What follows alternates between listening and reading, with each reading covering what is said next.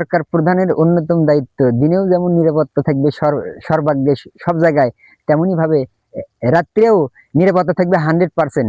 ঢাকা শহরে সায়দাবাদ, গুলিস্তান থেকে শুরু করে আশেপাশে যত এলাকায় কোনো কোনো রাস্তায় কোনো ওভারব্রিজ অন্ধকারে থাকবে না। অর্থাৎ সকল জায়গায় লোক বাংলাদেশ থেকে যে কোনো জায়গায় থেকে ঢাকা শহরে চাকরি কিংবা ব্যবসা কোনো কেনাকাটার জন্য আসতে পারে, রাত 2টায় 3টায় 1টায় নামতে পারে যে কোনো জায়গায়। কিন্তু অপরাধীরা আগের তালিকাতেই আছে।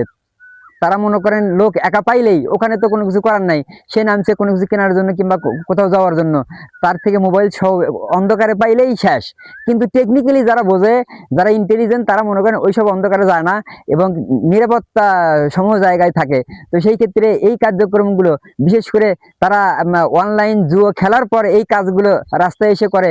আপনি রাত্রে সকল জায়গায় ঢাকা শহরে এবং মানে ফ্যাক্টরি এলাকা থেকে শুরু করে সকল জায়গায় অন্ধকার যাতে না থাকে, নিরাপত্তা বিহীন যেন না থাকে, এমন জায়গায় লোক চলাচল করে, সেই বিষয়ে আপনি দেখবেন, যাতে করে মানুষ অবশ্যই ভালো থাকে।